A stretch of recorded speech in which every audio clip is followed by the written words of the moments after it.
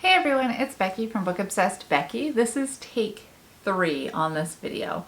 And I'm hoping I can get through it before my camera dies and before my son's friend gets his internet back and they start playing video games again, because on the other videos you could hear them playing in the background. So fingers crossed I get through this stack of books. I am coming at you with a book haul. There are 18 books in this pile, and this pile is stacked on top of a tray table next to me. So there's a lot. There are cozy mysteries in here, historical fiction. There are nonfiction, maybe some romance. There is a fantasy book in here. So yeah, I'm just gonna dive in and hopefully be quick about this. First on the list is Buried in a Good Book. I've seen this on different people's channels. I think Spencer's channel, which is Intentionally Bookish, I think, she's talked about it, and Amy Marie has talked about it. I will link both of their channels down below so that you can check it out. I don't really know much about this book other than it's a cozy mystery. It takes place in this cabin. I don't even know if there's like modern conveniences in the cabin, but it's about a mom who is a writer and her daughter, and the mom wants to get away from reality for a while, so they head to this cabin, I guess, and a dead body is found in the lake or pond or whatever this water scene here is. And yeah, I'm excited about it. I don't want to know any more than that about it. Mother's an author. She has a teenage daughter. They're going to a cabin in the woods and there's a dead body found. I mean, what more do you need to know? And it's the first in a series, so I'm excited for that. Okay, I love Little Women by Louisa May Alcott, and I didn't realize that she had written a book called Little Men. So when I saw this the other day at the bookstore, I was so stoked about it. We're following Jo. She's married. She has a couple of boys of her own, and she runs an orphanage that has 12 boys in it, I guess, and they tend, not an orphanage, a school. I think it's a school. Anyways, they tend to get up to a lot of mischief, and the whole March family has to come together in order to keep everything from becoming a disaster, I guess. And I'm excited for it. Like I said, I loved Little Women, so I'm hoping that this is just as good. And I think the cover is adorable. It's also a Puffin classic if anybody is interested, and this is what, I don't know if it's gonna come through.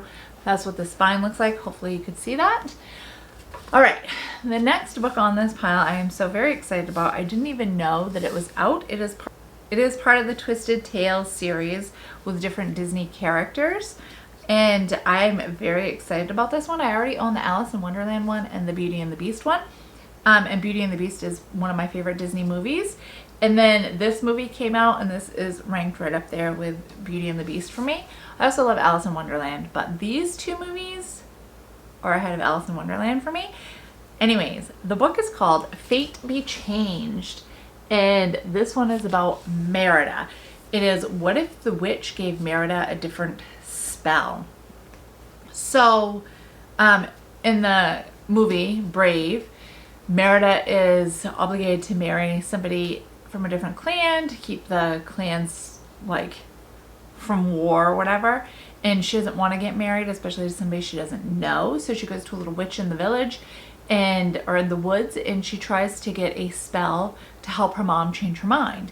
Well, in the book, I guess she goes to the same witch to try to get something to help her mom change her mind, and she ends up with a little cake. Well, Merida decides to eat the cake instead of giving it to her mom, and she goes back in time where she meets her mom as a teenage girl, and her mom and her father haven't met yet. They're actually from different clans, like warring clans, and Merida steps into the past with Eleanor, her mother, putting a knife to her throat. So I'm excited to see what happens there. I'm excited about this book. I love Merida as a character. And if you've read this, please let me know what you think. I think it's a new release because I've never seen it before, which I know doesn't mean anything, but I'm usually pretty good about keeping an eye out. Yeah, it's a 2024 release. So I'm excited about this one. Then I have a nonfiction here. So I don't know if I've mentioned this before in past videos, but I went to college for behavioral science with a concentration in psychology. So I really enjoy things about the mind and why people behave the way they do, and especially when trauma is involved and how that shapes a child's mind and all of that. So I heard about this book a while ago, and I'd gotten it out from the library on audio through Libby, but I decided that I wanted to do immersive reading with it because there's charts and things like that in it, and it is called What Happened to You?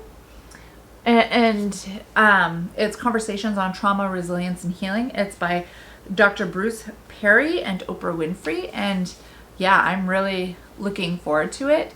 The little blurb here says Oprah Winfrey and renowned brain development and trauma expert Dr. Bruce Perry discusses the impact of trauma and adversity and how healing must begin with a shift to asking what happened to you rather than what's wrong with you. And yeah, I'm stoked about this book. Like I said, I love things that involve the mind and why people behave the way that they do. All right, this book is third in a series, the Secret Book and Scone Society series by Ellery Adams. The book is called The Book of Candlelight, and it's third in the series, so I don't want to say too much about it, but it does take place in the springtime, which definitely means I need to read it in the spring, right? Because I'm a seasonal reader. So I'm stoked to get back into this series where you follow, I think it's 3 or 4 different women in a small town. There's a bookshop and a bakery. One of the women is like super crafty and knits a lot or whatever. And each one, like, I don't know if it's each one. Each woman has a special gift, I guess. And Nora, she's the one that owns the bookstore. She has the ability to pick the perfect book for the person that's coming in. So they might come in with a certain problem or whatever. She has a uncanny ability to be able to choose which book would help them in that moment. There's also a woman in here that bakes, and she has the ability to bake memories and feelings into scones. So somebody that's traveling or whatever that comes into our bake shop and they order a scone, she's able to somehow put magic into it so that it helps the customer like relive a memory or a feeling, might help guide them to the bookstore where they might need help with something. It's a really cozy series so far, and I heard about this series from Lydia. She is, I think, Vintage Nectarines on Instagram and YouTube. She hasn't done a YouTube video in a while, but she is pretty active on her Instagram, so I will include her down below if you're interested in her stuff. But yeah, I'm excited to get to this book. I know I haven't said too much about it because, like I said, I don't want to spoil the other 2 books because you kind of should read them in order. But if you like small towns, if you like baked goods, if you like cozy vibes, if you like female friendship with a little bit of murder thrown in, some serious sleuthing going on, then definitely give this series a go because I don't think you'll be disappointed. Another author that I really enjoy is Jennie Colgan. She usually writes some type of a romance, but there's always so much more to her romance than just romance, if that makes sense. And usually her books are set in like Scotland or someplace like that, and I desperately want to get over that way at some point in my life, so I always gravitate toward books set in that area. This one is called it's just called Sweetshop of Dreams. This is what it looks like. I also got it on sale for $5.97 at the bookstore, and I believe it's book 1 in a series. I'm not really sure. It says a delicious rom-com about finding yourself and breaking out of routines. Sweetshop of Dreams is full of tempting desserts, family secrets, and second chances. So I'm not sure if this book includes it or not, but a lot of the times, I'm looking through to see if I can find it. A lot of the times her books include a recipe or 2, especially if they're talking about baked goods. So I'm not sure if this one includes it or not, which is always exciting when that happens, except the problem is I'm a vegan. So usually recipes aren't written with a vegan in mind. But that's okay. I still enjoy reading about them. But yeah, I'm excited for this series because I really do enjoy her writing. Okay, so, well, there's 18 books here. I don't want to like drop them onto the floor. That would make a huge bang and a mess. I've been reading a little bit of poetry. In the past, I've tried reading poetry and it just does not ever go well. I don't ever know what the poet is talking about. But then I discovered from Morgan Long's channel a long time ago, the poet Mary Oliver, and I decided to pick up one of her books a long time ago. It's called Why I Wake Early. It's poems by Mary Oliver.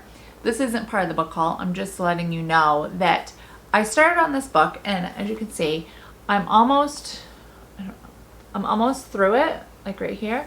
So I didn't want to get through it and then not have any other book to go to of hers. So I picked up a book of hers the other day at the bookstore, and it is called Devotions.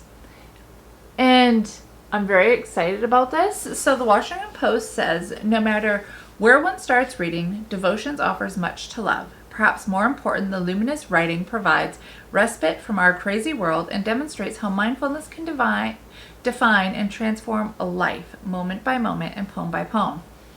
So the reason why I've liked the Mary Oliver poems that I've read is because everything that she seems to write about has to do with nature or wildlife, and like being aware of your surroundings and daydreaming in nature and that sort of thing, which is kind of my vibe. And I've understood everything that she's said. And in this book, the one that I've been reading, I've enjoyed it like so much that I'm underlining and writing notes and things like that, which I've never really done in a poetry collection before because I didn't know what they were saying. So I'm excited to get to this one as soon as I have finished this one. Have you read any Mary Oliver? If you have, let me know. I really have been liking her. Okay, so this book I found on Instagram. I think it was Instagram a long time ago. It is called The Banned Bookshop of Maggie Banks. This is what the cover looks like. I love the cover. And Abby Jimenez, I think that's her name. She writes, well, let me see. She wrote Yours Truly or A Part of Your World. She just came out with a new one this month, or was it last month? I can't remember. And I can't remember the name of it. But she's a romance author, and I really like her. So when she put a little blurb on the front of this book, I was like, It says, a sparkling bookish story about rules just begging to be broken. I can't get enough. That was her quote that she put on the front. And I love books about books. It says here on the back, I, Maggie Banks, solemnly swear to uphold the rules of cobblestone books. If only I, Maggie Banks, cared about following the rules. And it says here, in her world, book rules are made to be broken. So I'm excited to see what this book is all about. It says at the very bottom, Maggie will have to decide what's more important, the books that formed a small town's history or the stories poised to change it all. And again, I love this cover. I think it would be a good like summer read or vacation read. Maybe it's kind of lighthearted. I don't know. I haven't read it, but I'm excited to read it. All right, I do have quite a bit of historical, like war type books in here. I think like 4 of them. And I've gotten some of them on sale. So this one is called The Postmistress of Paris. This was one of the ones I got on sale. It was like $5.97, I think. And yeah, I'm excited about it. I have read Pam Jenoff before, and she blurbs a little bit here on the back. It says, immaculately researched and beautifully written. And she claims that this is the author's best work yet. And really, I don't need to know much more than that because I totally trust Pam Jenoff based on the book that I read by her in the past. Let me see. So if you want to know about it, it says, wealthy, beautiful Nani was born in the spirit of adventure, for her learning to fly is freedom. When German tanks roll across the border and into Paris, this woman with an adorable dog and generous heart joins the resistance, known as the Postmistress because she delivers information to those in hiding. Nani uses her charms and skills to house the hunt and deliver them to safety. Not hunt, the hunted. A photographer named Moss has escaped Germany with his young daughter, only to be interned in a French labor camp. His life collides with Nani in this sweeping tale of romance and danger, Set in a world aflame with personal and political passion, it's inspired by the real-life Chicago heiress Mary Jane Gould, who worked with American journalist Winfrey to smuggle artists and intellectuals out of Paris. The Postmistress of Paris is the haunting story of a woman whose strength, bravery, and love is a beacon of hope in the time of terror. Yeah, I think that sounds fantastic. And speaking of Jenoff, here's a book by her. It's called The Ambassador's Daughter. I got it for like $5. And I hate these stupid little stickers that bookstores put on their books. It takes me forever to peel them off, and sometimes it leaves goo behind. So I didn't really need to know anything about this when I picked it up, because I really enjoyed her book. I think it was called Codename Sapphire. And I read it last year. I think it was last year, and it was like my favorite book of the year. One of my favorite books of the year. So it says a little blurb: for one woman in the aftermath of World War I, the City of Lights harbors dark secrets and dangerous liaisons. Can you hear the crow outside? Sitting in the tree, just going off. So yeah, it says, against the backdrop of one of the most significant events of the century, a delicate web of lies obscures the lines between the casualties of war and of the heart, making trust a luxury that no one can afford. I'm excited about this book because I really loved the one that I read by her last year. And I really like how the papers are, like the edges, how they're kind of rough. It's hard to show, like the camera doesn't want to zoom in or whatever. Okay, so here's another nonfiction. This is by Jennie Allen. It's her newest book. It's called Untangle Your Emotions, Naming What You Feel and Knowing What to Do About It. I participate in the Proverbs 31 book clubs. They're now called Circle 31, and this is their May book club pick. And again, I'm excited about reading it. So I don't know if you don't know who Jennie Allen is. She is a Christian author. And yeah, this like dealing with your emotions and stuff kind of speaks to the behavioral science part of my brain, you know, from school. And I'm really interested in stuff like that. So I'm hoping it's a fantastic book. Okay. So a couple of weeks ago, I was at the bookstore and I was like, I'm not going to get any more books. I don't need any more books. And then I spotted this one. And I saw that it takes place in a Scottish, like a coastal Scottish village. And I desperately want to go to Scotland someday. And yeah, it's called The Bookshop of Second Chances. This is what it looks like. And a little bit about it. It says, a woman desperate to turn a new page heads to the Scottish coast and finds herself locked in a battle of wills with an intriguingly aloof bookseller in this utterly heartwarming debut novel by Jackie Fraser. I don't need to know any more than that. There's a cat on the cover, there's books, and it takes place in Scotland. I'm sure it's going to be fantastic. Okay, so I've mentioned Amy Marie earlier in this video, I think. And this book I have heard about from her channel. If you love Little Women, she says, I think she said at one point that you would probably love this book. And it is following Marmee, the mother from Little Women. So you've got the girls in Little Women doing what they do. Well, in this book, we're following Marmee and everything that she does behind the scenes that you don't see in Little Women. And I'm excited for it. It takes place in 1861. And yeah, I'll read you the back. It says, in 1861, war is raging in the South, but in Concord, Massachusetts, Margaret March has her own battles to fight with her husband serving as an army chaplain. The comfort and security of Margaret's 4 daughters, Meg, Jo, Beth, and Amy, now rest on her shoulders alone. Money is tight, and every month her husband sends less and less of his salary with no explanations. Worst of all, Margaret harbors the secret that these financial hardships are largely her fault, thanks to the disastrous mistakes made over a decade ago that wiped out her family's fortune and snatched away her daughters' chances for the education they deserve.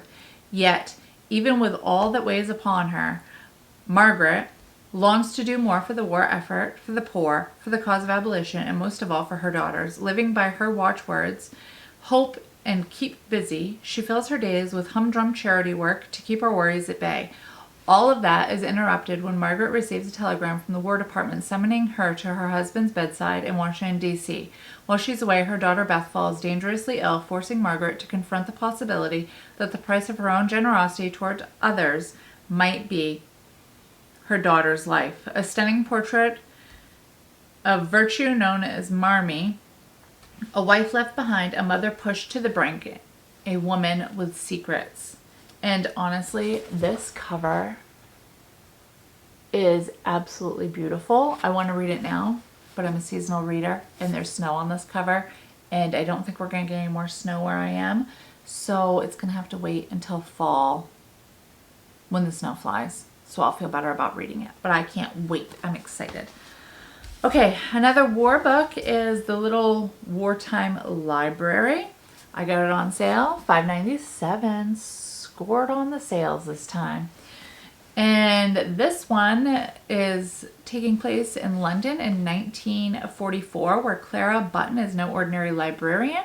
While war ravages the city above her, Clara has risked everything she holds dear to turn the Bethnal Green Tube Station into a country's only underground library. But as the war drags on, the women's determination to remain strong in the face of adversity is tested to the limits when it may come at the price of keeping those closest to them alive. I'm excited, and it's a chunky book, which makes me happy. And if you do book clubs, there is a huge section here that would be great for a book club, a reader's group guide. There's quite a bit there, as you can see. So if you're looking for a book club pick, maybe this would be a good one. All right, book of the month books. Let me get to those in a minute because I just discovered I have one more book here that's not a book of the month book, and it is The Last Chance Library. I got it for $7.97 at the same bookstore. I loved the cover. That's what drew me in. It's a book about books. Need I say more? Maybe a little bit more. Okay, it says lonely librarian June Jones has never left the sleepy English village where she grew up. Shy and reclusive, the 28-year-old would rather spend her time buried in books than venture out into the world. But when her library is threatened with closure, June is forced to step out from behind the shelves to save the heart of her community and the place that she holds dear and has the dearest memories of, her mother. And it says, to rescue the place and the books that mean so much to her, June must finally make some changes in her life. And maybe in fighting for her cherished library, June can save herself also. I think that sounds fantastic. Okay, so book of the month books. I've got 3 here to talk about, and only one of them I had to use a credit for because during the body awards, or the book of the month has us vote on which book we think should be voted the best book of the year. They have runner-ups and then they have the winner, and once the winner is announced, you can pick one of them for free. You can pick the winner for free, or you can pick the finalist for free. Well, I already had the winner, like the winning book, so I didn't get that. And then I also had all the runner-ups except for this one, and it is Shark Heart, A Love Story. I didn't want to spend a credit on this because I'm not so sure I'm gonna like it. It kind of gives me Wives Under the Sea vibes, and I didn't like that book. But Book of the Month is good about giving you a little blurb on their page and then things that are good to know about this book. So that's what I'm going to tell you on here. So it says, prepare to have a big bite taken out of your heart by this lyrical meditation on marriage, grief, and a carnivorous fish. Some things that are good to know is this is an experimental book, so things might get a little bit weird. It's emotional. There's a non-linear timeline. It's 400 plus pages, and it's quirky. And I don't know. I don't really know anything about this book. I think the part that got me was when I had seen something about one of the characters turns into the shark. Like one of the married characters turns into the shark, and how do you continue your marriage or love your spouse or something when they're not who they were or something. I'm not sure. You can tell I'm not stoked, I don't think, about this one, but we'll see. If you've read this, please let me know what you think, because I just don't know. And am I right about it kind of having the Our Wives Under the Sea vibes about it? I'm not sure. But that was a free one anyways. And then my March pick was A Fate Inked in Blood. It's the first in a series, a new series. It's Saga of the Unfated, book 1. And I'm excited about this book. I've seen it on Elliot's channel and I've seen it on Liv's Library channel. I'll link them down below. But again, book of the month gives that little blurb. It says, grab your sword, shield. Grab your sword and shield. This epic story of romance and bravery will have you amped up for love in the battlefield. Some good things to know about the book is it's over 400 pages. It's the first in a series. It's a romantasy and it's salacious. And there's a little quote on the back that says, her fate is inked in her blood. It's carved in her bones. This power is Freya's destiny. And yeah, I'm stoked. I've heard that it's got like Viking vibes about it, but I don't know if that's true. I haven't read it, but I'm excited to read it. I just think it's beautiful. So that's what it looks like. Okay. And the last book I have here was April's pick for book of the month, and it is All We Were Promised. This is what it looks like. We're following 3 women. I do know that. So the little blurb that Goodreads, I don't know why I want to say Goodreads. The little blurb the book of the month gives is pre-Civil War Philly brings together 3 black women fighting for abolition in this emotionally riveting drama. Some good things to know is it has multiple viewpoints. There's social issues, female friendship, and family drama.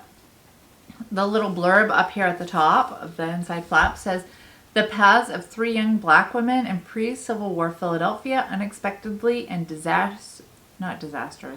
dangerously collide in this debut novel inspired by the explosive history of a divided city. And it takes place in 1837. So I really dig historical fiction. So I'm hoping that I love this one. But yeah, that's all of my books, 18 of them. They've been collected over a couple of months' time, I guess. And